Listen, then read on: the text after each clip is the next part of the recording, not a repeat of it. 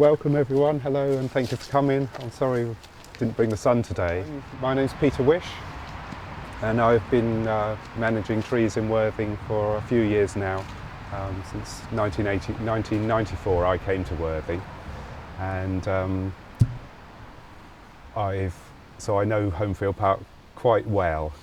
One of the first jobs that I got when I came to Worthing actually was in Homefield Park and planting trees, because I think part of the park used to go up to where the hospital extension is before I came here.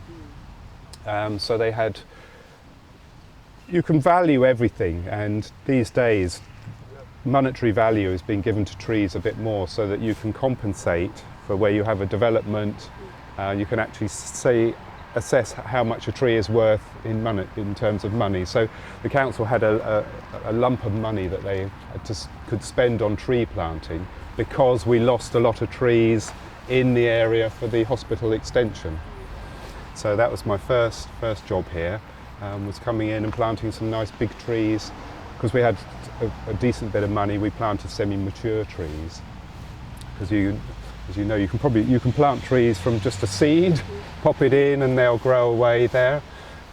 Or you can buy a tree that's ready, got a trunk on it and a crown and a big lot of roots. They're the expensive ones. And so we did some semi-mature tree planting here, so they were this sort of girth on the trees, so they're ready there. And what you're buying really with that, you're buying time. You know, we were buying all those years in the nursery. We would have had to wait for a little seed to grow up in the park. We cut out all that, and you just go straight for the big tree. We bought all those years already, haven't you, of that growth of a tree. So we do use those sort of bigger trees a bit in parks, because they're so vulnerable, aren't they, little trees? You know, to not least to our mowing gangs who charge round with, cutting the grass, and and then young men like to test out their strength, don't they, and see if they can break that branch or that tree in the park. So by planting something a bit bigger, they can sort of stand up for themselves really. And so that's what we do. So I'll take you around and show you some of those trees that we planted then, and a little bit about tree identification, about the sorts of trees you've got here and how you can tell them apart, and the sort of bigger groups of trees that we've got. And also, because we're walking in autumn, this is a time when trees are they're on our minds again. We appreciate them other seasons, obviously, but they're down amongst us now, aren't they, in autumn, as we scuff through the leaves, and they suddenly make their presence felt again, either with the colour or the leaf or the nuisance of the leaves. I know our cleansing department, they hate autumn because they've got all these vast volumes of leaves they have to pick up, and you have to clear your gutters out and all that, don't you, and keep them. So they can be a nuisance, but of course we can't live without them. So okay, so we were just pointing out then, as we've talked about seasons, we're looking at the holly. You've got a holly tree there, look, straight away, and there's lots of berries on there this year, and I've been noticing that as I've been going around the parks. A lot of berries there are, and we were wondering, does that mean it's going to be a cold winter and all that? That's what they say. I don't see how the tree can know in advance what the weather's going to be like in 3 months' time. Indeed, and as someone pointed out, of course, trees, they're amazing because they're going to sleep now. In the little buds of the trees that they're making on the tips of the branch. I'm looking round for one here. Look, here's one. Look. On this, anyone know what this tree is? Beech? A beech, yeah, you've got it as a beech, lovely beech tree. And but in these, look, all this is all stored ready to go again next year, isn't it? In next spring. So all the information there, and all the leaf and all the little bud there, the flowers and everything, they're all in there ready to grow now. So it's the previous year. Of course, the trees are putting down the information as to how it can fruit and flower the following year. They're all in there sort of coded ready. Now beech are particularly interesting in that the leaves are in here, and when they come out they just appear very, very quickly, this beech tree. So it's it's getting to the lifespan of trees. They're living a very long time, and of course we're with them for quite a short period. We live for 70, 80, 90 years, something like that if we're lucky. But of course trees have been here tend to be a lot older, and the trees we're standing under this tree here, it might be something like 120 years old, or maybe a little bit older than that. Of course you can never tell with a tree how old it is unless you cut it down and count the annual rings. And that sort of, again, it just shows trees have adapted. Our trees, we've got two big types of trees. We've got the conifers, the evergreen trees, and we've got the deciduous trees. And the conifers are much older. They've been around in evolutionary terms few 100 million years before the advent of flowering trees. These are called the flowering trees. So you've got those two types, and of course these trees, which the flowering trees, the angiosperms, they are seasonal in that they are losing their leaves now in autumn, and because they can't cope with the winter, with the change in the climate. It gets too cold and not enough sun in our northern climate to allow them to survive. So they shut down. It's just not worth a tree in terms of its energy to keep going through it. So of course now we're enjoying the autumn when they are going dormant. Doesn't mean they're dying, they're just going to sleep for a few months, okay, until so they're preparing for this sort of period of dormancy when off they'll go to sleep and before and ready for spring and the sun coming up again and warm weather, and then they'll come and flower and do their thing again next year. Whereas the evergreen trees, the conifers, they'll keep their leaves, and they're not leaves as we know them often. They're needles, aren't they, on pine trees? They'll keep those, and they'll just go into a very slow growth period during the winter. So that's how you can see because a tree goes through these cycles of growth, where it comes to life again in the spring, goes to sleep again in the autumn. You're getting different growth then, patterns within the wood, and that's how we can tell how old a tree is, by counting up these annual rings. A tree is an amazing structure, really. It's like all a tree is a big plant on a stick. All right. So they're trying to get up there. It's competing with other trees and other plants to get its bit of light and grow and reproduce. And so it's been able to do that by put itself up there, high up on a stick, and it can stay there. Then it doesn't die every year. It's continue. So when you look at a tree, you're really looking at a dead old tree with a new tree which grows on the outside of that tree every year. The inside of a tree, look, is dead heartwood, and every year it'll put on some new growth on the outside, a new ring of growth. Now, around the tree there, the circumference of a tree there, or the girth of a tree, it will, as a rule of thumb, we used to say an inch a year on the girth will give you its age. So just as a rule of thumb, if you measured around a tree, it'll tell you roughly how old that tree is. Okay, an inch a year. Now it does vary a lot, that, but it's a useful little guide, isn't it? It's just so you get an idea of how old they are. Because and then of course that ring of growth, it starts off in the branches here. The leaves come out, they start to photosynthesize and gather in the energy from the sun. They are brilliant trees because they're making this out of fresh air. They're making all this tree has come from pure fresh air and nothing else, and water, isn't it? That's all they're doing, which is quite amazing. So the growth, as soon as it starts into growth in spring here, the growth works its way down through the branches, coming down into the main tree there, as the sugars are sort of pumped back into the tree and then down into the stem, feeding those cells in the stems then to be able to grow in girth. So the branches put on a little bit of girth on themselves, grow, and then it follows into the trunk there.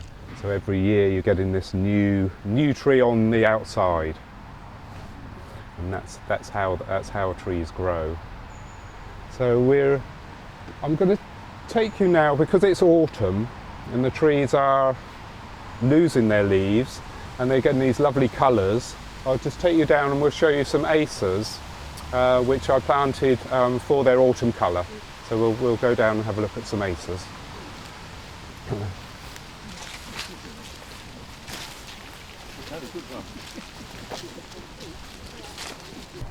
Just come over here and then I'll be able to show you some features of what to look for when you're looking at a tree and how to identify what tree it is. Grows. I brought you this to see this because these are a group of maples. Their Latin name is Acer. So they're a group of maples which we chose for their good autumn colour. And you can see on this one here, it has got really beautiful red on it. And this is an American sugar maple. So this one you do get the maple syrup from if you were to tap that tree. So don't try it. I don't know if because it's quite a wound on a tree, isn't it? You know, you're taking the sap out of a tree. Yeah, but these are the sugar maples. Now the maples they occur sort of throughout the northern hemisphere of the world there. So we've got we got a native acer here. We got a field maple. That's one of our acers. And then in Europe you've got a few more different varieties of maple. The Norway maple, which doesn't come from Norway at all, so I'm not sure why it's called Norway, but it's a tree that we're looking at. It grows quite well in continental climates and warmer climates. So as our summers are getting warmer and the climate is changing, we're looking at that tree as possibly a tree that we're going to have to be planting more of in the future. But the maples are interesting and they're quite easy in a way. It's because they won't mind me just taking a little bit. It's just but you can see when you're looking at the tree how it grows. You're looking at the leaves here on the stem, little stem here. They're looking here, and the leaves are always growing on opposite each other. Okay. Now we'll have a look at some trees in a minute, and that's your first thing to look at, is where the leaves are. Because on other trees, these leaves will appear alternately along the stem. Okay, so instead of together there'll be one that side, one the other side, like that. I'll show you one to compare it in a minute. But that's if you're looking at a tree with opposite buds, really. These are the little buds which the leaves will form next year. If they're opposite, it's a good chance that it's an acer. So we look at the leaf, and this has got that characteristic sort of palmate shape, like the foot of a bird. And this is quite characteristic of the acers. And then, so that gives you a good guide, you know, when you're looking at your books. And then of course you've got your fruit here, which is a little bundle of seed. That's also another little good clue as to what species you've got. And these, they're like little, you probably know sycamore seeds that would sort of rain down in your gardens. Again, can be annoying. Lots of little, and of course they do fly beautifully. And this sort of seed is called a samara, because they rely on being distributed by the wind. They'll just drop off the tree and off they'll go like little helicopters, and then carry them off into your garden to keep you busy in the spring where you've got to dig up all the little seedling trees. People do call them weed trees, don't they, sycamores? Yeah. But I just think that's, of course a weed is any plant that grows where you don't want it to grow. So, they're not a particular weed tree at all, they just grow well. So, and they're sort of naturalised in this country, although they're not a native tree. The Romans brought them into the UK a long time ago, and they've naturalised themselves, and they do grow quite well. This one then is called a Cappadocian maple, after the region of Turkey in sort of southeast Europe. This is where this is a native tree from. Cappadocia is where they live in all those little caves, and that's weird landscape with all these sort of towering rocks, and then people used to live in them. So that's Cappadocia, and this is the Cappadocian maple. It's one of our good, lovely maples. Gets a good sort of autumn colour on it, but mostly yellow. This is an American species. It's being debated now as to why some trees go red and some don't in the autumn. The latest theory is that the trees that live in climates where the autumns are characteristically bright, lots of sunlight and clear skies, that the tree then is manufacturing this red dye to protect itself from the adverse effects of oxygen, which, as we've probably heard, our bodies, they're affected by these free radicals. So we eat lots of fruit and vegetables to take the free radicals out of our body, because oxygen's quite a lively chemical, and it can oxidize things and cause damage to us and trees, of course. And trees are vulnerable to this sort of the damage from the sunlight coming in and together with the oxygen, to causing damage to the tree during the autumn, as the tree takes out the chlorophyll from its leaves to overwinter. Because a leaf has got the green colouring in a leaf, the green pigment is chlorophyll, which is how the tree photosynthesizes. We were talking earlier about how it grows.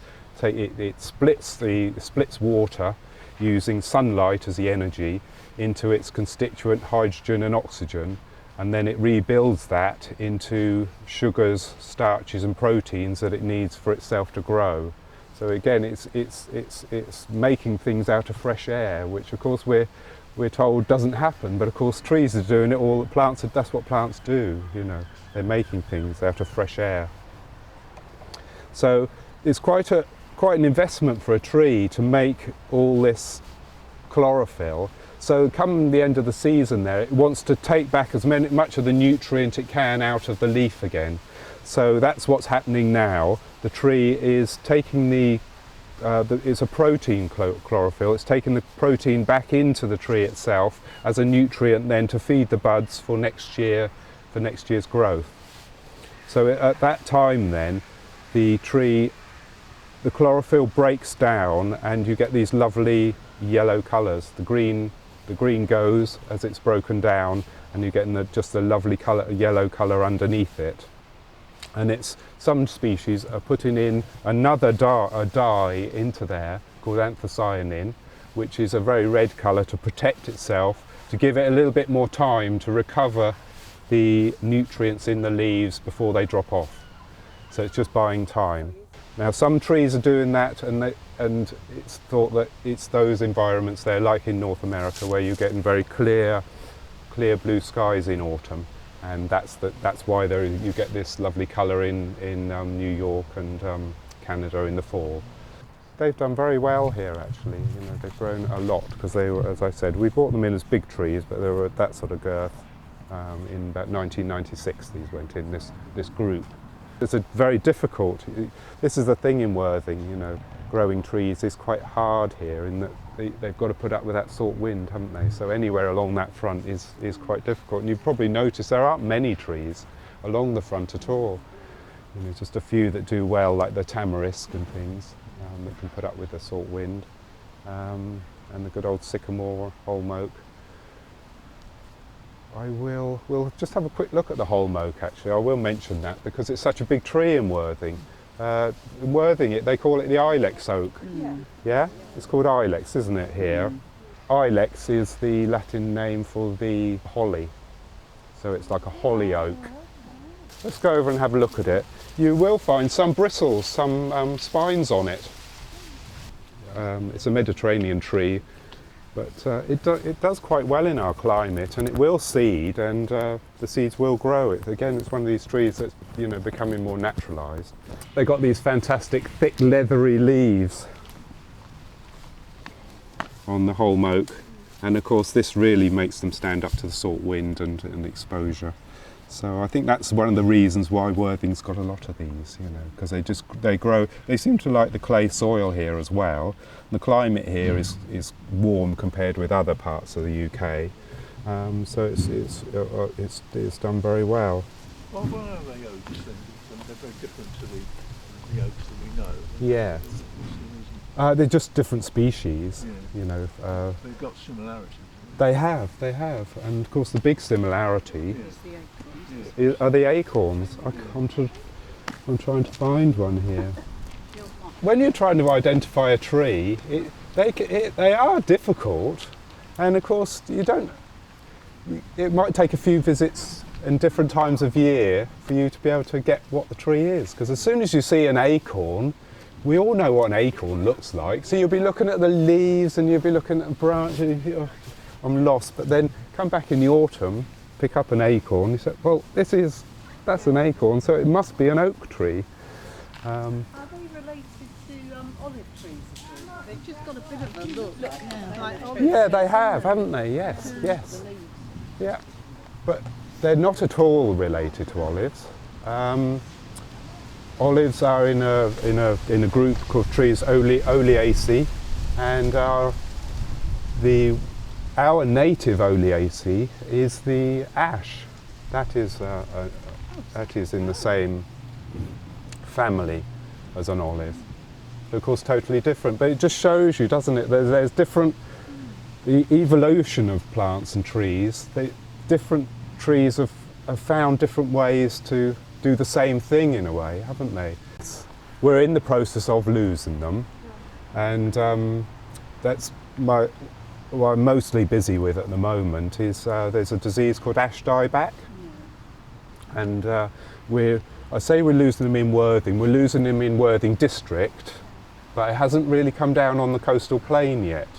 So we're not really noticing amongst our ash trees here. There's a lovely ash, isn't it? A lovely old ash there, really healthy. Yeah, that has not been touched at all by the fungus. But you go up onto the downs, and you will begin to notice it. A lancing ring, yes, you've noticed. There's a big hole in the wood there because we've had to fell the trees for ash dieback. So we're living with the disease now, and over the next 5 to 10 years, we will lose our ash trees down here on the coastal plain as well. It will spread because it's a fungus. So little spores are just in the air, and they're carried down with a leaf fall, and then they reinfect the tree the next year. So if you could gather up all the leaves and dispose of them, of all the ash everywhere, you might control it for a bit, but that's just not practical. So we hold on to as many of the ash trees as we can, because there's going to be about 5% of the ash are going to be resistant to the disease. So if we're lucky enough to have a golden ticket and one of our ash trees is resistant to it, that would be fantastic, because then you can breed from that tree, you see, as a resistant strain of ash, which they are working on at the moment, trying to get some resistant strains. So one day we'll be able to have ash trees that we will be able to plant again, but at the moment there's no point in planting ash trees. So it's knocked out one of our main trees, hasn't it, straight away. Ash, they're a beautiful tree, and they're very, very widespread, aren't they, on the downs, and they do well quite well on the coast as well. And we're going to keep the elms, because they were in a lucky position of having the downs behind them, which sort of protected them from the rest of the country, separated them from the rest of the country, because it's carried around by beetles, the Dutch elm disease. It's a fungus again, but it's carried into trees by beetles that come in and feed on the tree. And you're not going to get any beetles coming over from the sea that direction if you can control what comes into the town at the back there.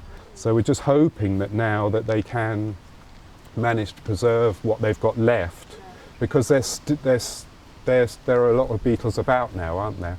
And they are losing them. They lost a couple of trees, didn't they, earlier in the spring? Yes. But there's no cure, but we are planting quite a lot of resistant elms that have been bred now. So they are going in now, because there's things like the green hair-streaked butterfly, which is one of our little rare butterflies, relies on elm trees for its life cycle. So a lot of this new planting has been supported by the Butterfly Conservation Society, who are giving out the free trees to sort of protect some of the butterflies. So yeah, so there is hope there, you see, with breeding, but they won't be our native English elm. They are new varieties that they're finding in different places. As a tree ages, you see, they're a bit different to us. You come round here and just have a look at this, in that you can see how a tree, it's sort of reflected in its growth, and you see there we've got a lovely, where an old branch used to come off the tree. So we've got that callousing around the old branch point.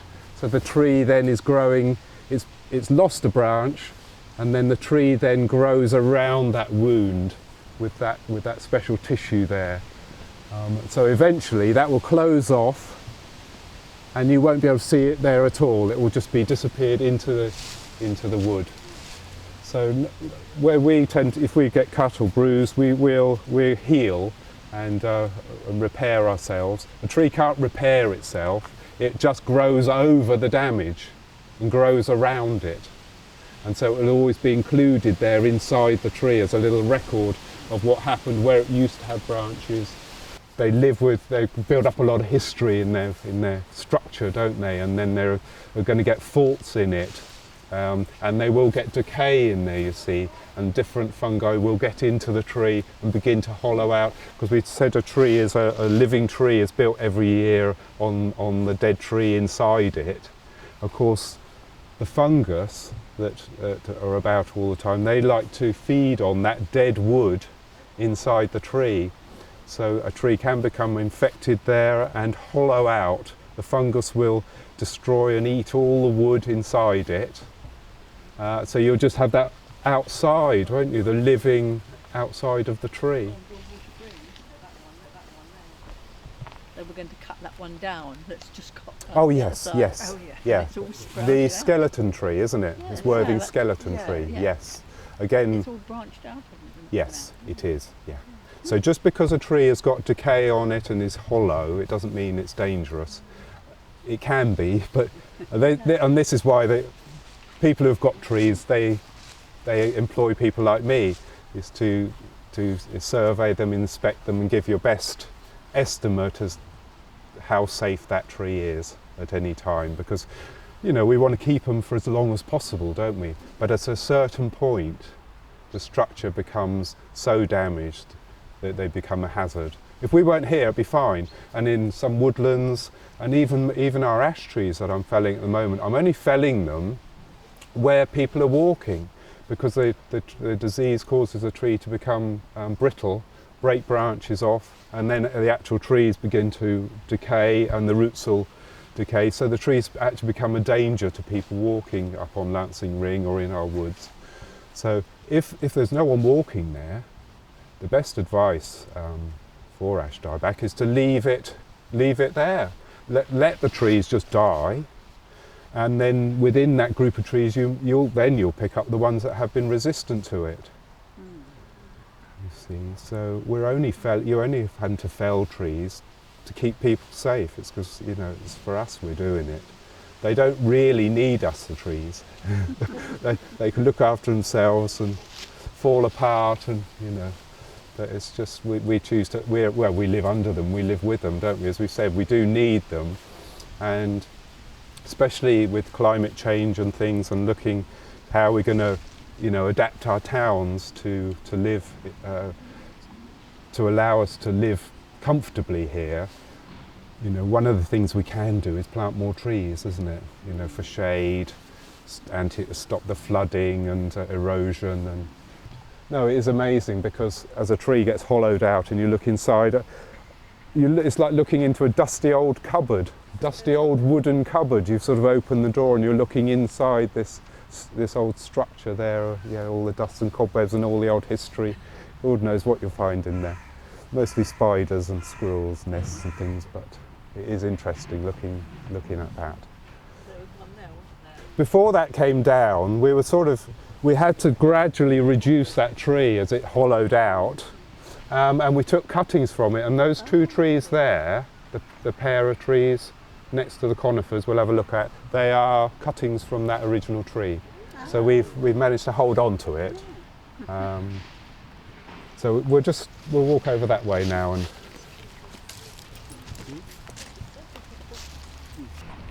I'll just quickly point out as we're passing an ash tree. There are only trees with these very black buds on them.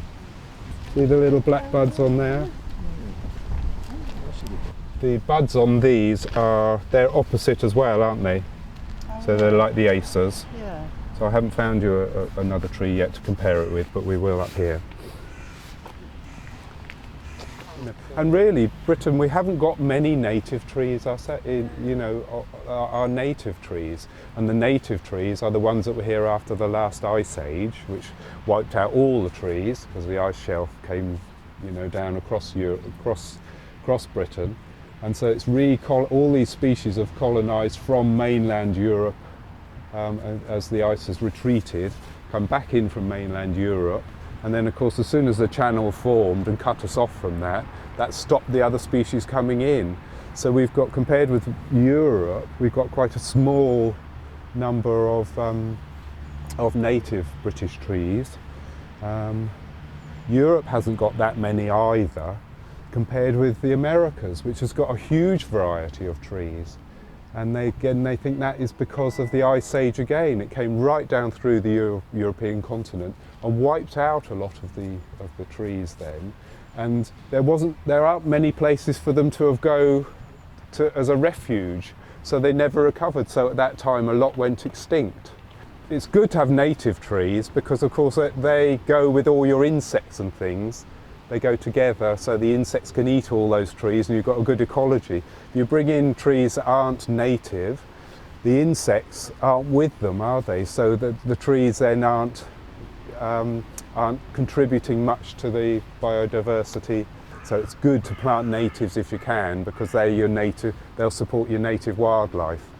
If you're putting in other trees, they're not quite so good for your native wildlife. As we said earlier about the two main groups of trees, which are the conifers and the deciduous trees, and here we're under our. Anyone know what these are? They are pine, but they're not the Scots pine. No, the Scots pines they've got a very red, young bark when you look up into the tree. Pretty similar down here, but they've got very red growth on it. We haven't got a Scots pine in here. Now these are Corsican pines, Pinus nigra, or black pines. And of course these, instead of the deciduous trees which have got soft leaves, we're going to sleep now in the autumn. These photosynthesize with their needles. So that they are the leaves of the trees, of these trees. And looking at the needles is the first thing you look at when you're looking at a conifer. How many needles? Because these two, they're in little pairs. Sometimes you'll get a bunch of 3 needles or 5 needles, so that gives you an immediate, how many needles have you got? So these are deciduous as well. They are losing, aren't they? As they grow, there you've got last year's needles. The year before, they're the needles that are littering the ground now. So their season where they're taking out their nutrients out of these old is in the spring, as those new needles grow, they mature, and then it doesn't need these anymore, so they'll drop off. So the other thing that these have got, they're cone making trees. So you look at how many needles you've got on your tree, and then you pick up a cone and then have a look at the characteristic shapes of the cones, and they can again give you a bit of a clue as to what sort you've got. So that's a little distributor of seed, and the little seeds in there will be quite like the maples in that they are distributed by the wind. These have all gone, the cone opens up like that in the dry, warmer weather, and it lets out these seeds, and off they'll go in the wind. But no, conifers are, I think we've got 650 conifers in the world, and there are 50 times as many deciduous trees, types of deciduous trees, as conifers. So when we look at a conifer, we're looking at really relics from our ancient history of the earth. There are just a few relic species left. These evolved before the flowering trees. They're more primitive, they were evolved first, and they have been replaced by the flowering trees really as the dominant tree in the world, on Earth. So yeah, these are relic trees. They're old dinosaur trees, if you like. They are. And on that note, I will take you over, and we will have a look at some other sort of dinosaur trees over there, which are again they're conifers, but they are unusual conifers. Because as soon as you cut a tree, look, as we've said, if you take the top out of a tree, it's quite damaging to a tree. Because all the growth of a tree is controlled by hormones like it is in us, and the hormones are produced in all the growing tips of the tree, so they're all distributed around the tree, the top of a tree like that. By taking out the top there, you are taking out the hormones which are in effect putting the growth of the tree up into the top and out. They are inhibiting all the buds below them, so that they are, by taking that out, the tree will put up lots and lots of other growth and become quite a different thing. And of course, then you're exposing the dead wood on the top of a tree there. If you cut it, that ring is never going to heal up. The tree might be able to grow over it if you do it sensitively and properly, and then absorb into it. But otherwise, often you'll just get decay then starts to go down through the tree then, and then you will get some growth, but that's vulnerable to breaking off in the wind. So you've got to be a bit careful. Yeah. So yeah, 20 years. They've grown very quickly, haven't they? They are quick. Yeah, and these are poplars, so their native habitat is in environments that change a lot. They're like the wet waters, rivers, valleys, that sort of thing. So they have to grow quickly, don't they, to do their stuff.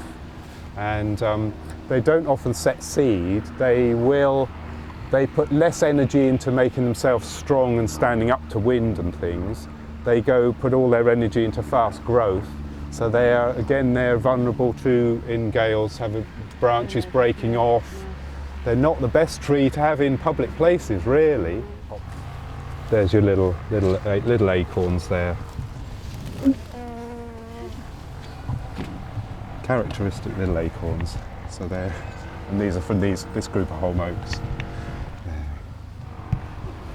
So you've got to use all the clues you can. Bit of fruit, bit of flowers are quite good to identify trees. How the leaves form on the trees. You know, use everything you can.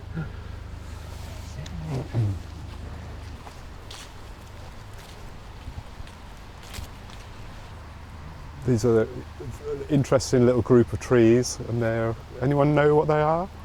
No? These are dawn redwood. So they're related to the redwood that you get in California, and they're conifers, as you can see, because they've got little cones on. They're beautiful little cones this year, lots of them. So again, they're conifers.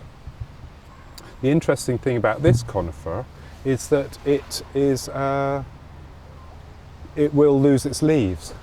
It's a deciduous conifer, and so shortly now this tree is quite good autumn colour on it. Really, it goes a lovely rusty brown colour, but it's again unusual in that it's a conifer, but it is a deciduous conifer. Now this tree was only rediscovered again in 1941. There was a Japanese biologist who was looking at samples of fossils from the United States, and was found the fossil imprints of these leaves in those samples, and realised that he had seen a tree similar to this still growing in China, because again we were talking about where the leaves are. These trees are opposite. Leaves are opposite each other again. And because he noticed it was a redwood, but they were opposite each other, he thought they were different to the sequoia they get in the western United States. So it was like a rediscovery of a tree that is in the fossil record but is largely extinct, and they found this tree growing in a little valley in China, in western China, and so it was widely distributed. That was in 1948. They found this tree. It was growing in a temple in a little village in the middle of nowhere, and the valleys around it also had some of the tree as well. So it's been redistributed sort of around the world since 1948. So it's an ancient tree in the fossil record, evolved long before dinosaurs and things, was thought to be long extinct, was actually still growing, again just by that observant looking at the leaves, how they are, what sort of tree it was. And I think it's, you know, in a place remote enough not to have been surveyed by botanists. These trees we bought at the time in about 1994 because they're good trees for the park. We thought it'd be nice. They were just coming more into use in the arboricultural world. So we just thought these would be a good tree to have. The biggest ones then are there's one in Bournemouth, in the Central Gardens in Bournemouth, a good one, and in Cambridgeshire Botanic Garden there's I think it's 90 feet, so they're very quick growing, and the Cambridgeshire one is the tallest one in the UK now, grown since about 1948, and he's 90 foot high. So these have done very well here. They've done very well indeed. They're quite good trees to climb, as you can see the branches on them, you know, and they've got a lovely bark on them. So there was a bit of climbing with kids and things early on, and a few branches broken, but you know they're tough things, and if they've survived all that sort of thousands of millennia. They are a really good tree, and they've got this lovely taper on on the trunk, don't they? Is that sort of roots? Because it's very strange. It is. No, it's not root. No. It's just this lovely growth pattern, isn't it? But you can see That one's got an amazing one, the one behind. it has. Yeah. So it's quite a good tree. If you're pruning trees, we were talking about how they don't, when you damage them or take branches off, they don't heal up, they just grow over it. If you were to prune a tree, and this is a little tip for you, you've got a tree here, you can see the swelling of the bark just at the bottom of the branch, and that's what that callus will be. So as that grows over, that's eventually, it will disappear totally. You can just see there where there was a branch, or there, look, they'll just completely close over. So you, by cutting it there, which is the best place to cut it, that callus then will grow over the tree and it will just disappear, and inside, and it won't be, it's the healthiest way for the tree to recover from the removal of the branch. When they first invented chainsaws, you see, it was easier and tidier with a chainsaw to go right up to it, isn't it, and go nice, smooth, straight cut down. But of course, by doing that, a lot of the trees were damaged because you took away the callus material from the tree to recover. So you used to get trees with big long bits of dye back then on the bark, and then that is open then to infection by other fungi or insects. So you've opened the tree, you've shortened the life of the tree really. These replaced trees that were taken down for their hospital, for the new hospital extension, and a bit of the park was taken, you see, for the hospital, wasn't it? And it was that bit. The park went up there. Okay, yeah. So it's the money. Yes, it's compensation for trees lost in the park, where it was given for the hospital. So there are elms in the park. The elms in the park are all over the far side, just the other side of the tennis courts, and all along that edge. And I noticed walking yesterday, we've got Dutch elm disease in those again, because they've sort of reached a size of tree where they're able to be reinfected. So they will have to be cut again, because they're dead trees in the end. They can stay dead. They're fairly safe for about 5 years, but after 5 years, the roots decay and then they start to fall over. By felling a tree, you're not killing it. That's the beauty of it. Mostly you're not. If we were to fell a conifer, it would be dead. But the deciduous trees can regrow from their stumps. And of course that's why we've still got elms. Although the main part of the tree is infected by the fungus and dies off, that hasn't killed the roots as well. So the rootstock is still alive. So we'll cut the dead bit off, and then the rootstock, if it is still alive, which they usually are, will grow again. So over the next sort of 20 years, that's about the sort of cycle we're in, because the first major felling of elms happened in the 70s, didn't it? It was about 74, 75, something like that. So here we are then, we're going to what, 30, 35, 40 years, aren't we? Since that last felling. So we've got elms still, but they're only ever going to be that old. They reach, because the beetle populations, they all collapsed as all the elm trees were infected and died. What happened? All the beetles gone now. Yes, the beetle populations collapse, and then as the elms regrow the beetle populations increase as there's more elms about again. So you're in this sort of cycle. You're just managing a natural cycle of disease. And so yeah, we'll always have young elms with us, but no big old trees, which has been quite a big thing in Worthing, hasn't it? Because Worthing really did rely, like Brighton, by having a lot of big old elm trees, didn't it? We've got Elm Grove, and I know around Steen Gardens and that, the old photographs, a lot of big old elm trees. They were a major tree in Worthing, because for a deciduous tree, they really put up with the salt wind as well. So they're a good coastal, good tough tree. You know, in parks and open spaces, we're lucky in that we've got the luxury to be able to, wherever we take a tree down, at least one goes back in. So, you know, because we've got the space to do it, and we're not relying on anyone else, are we? It's just us and our gangs to do it. So we can do that. But, you know,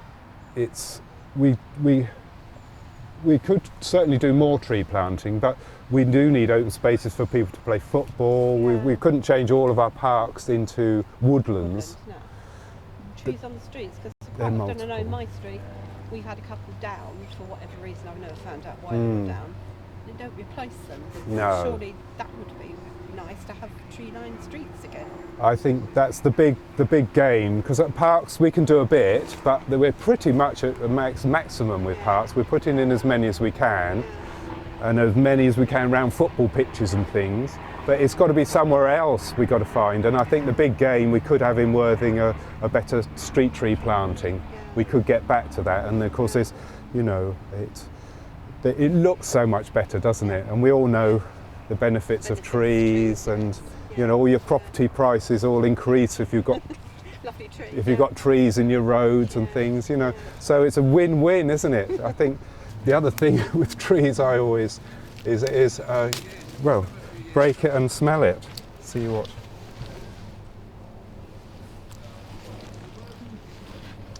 So another one of our senses you can. Yeah, and it tells you straight. It does me anyway, because it's a bay. Yes, it's a little bay, isn't it? Oh my goodness. How did that? Not a tree at all, is it? It's a herb. But actually they grow into quite big trees, don't they? And again, in Worthing they really like it, don't they? They grow really well here. Yeah, really big, and yeah. But yes, so it's, yeah, good old trees. Because of course they have big seeds on them, don't they, that the birds like.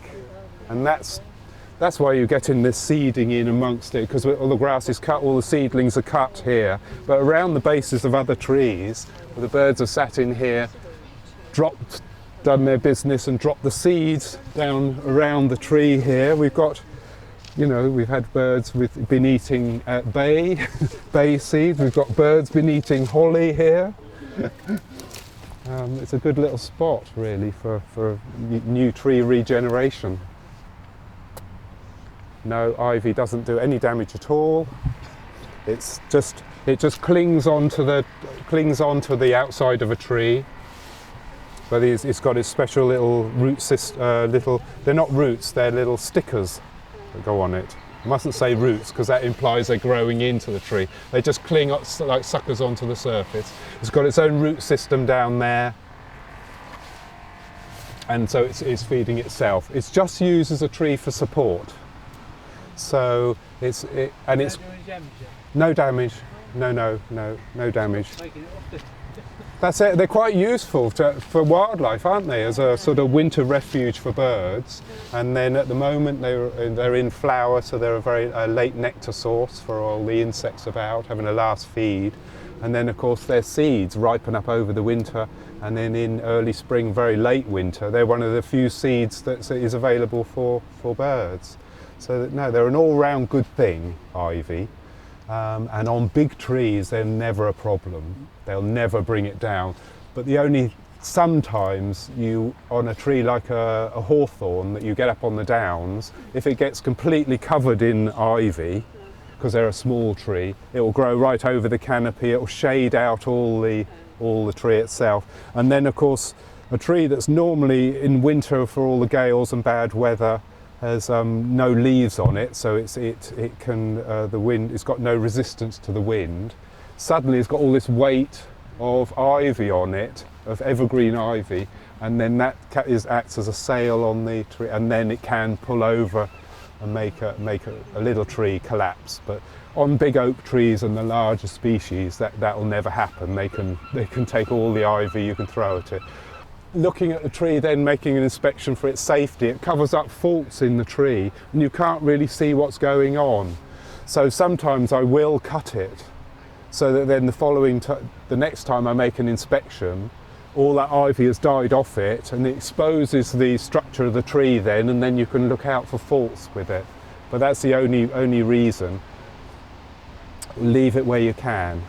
But it's like all these things. It's not simple. Sometimes it's okay, sometimes it isn't. But are there? Thanks to make tracks now, Okay. Thank you very much. All right. It's been really interesting. Good. Thank you for coming. Bye, everyone. All right. Thank you. Yeah, so I'll wind up there, and thank you all for coming, and I hope you've enjoyed it, and given you some insight into the lovely trees.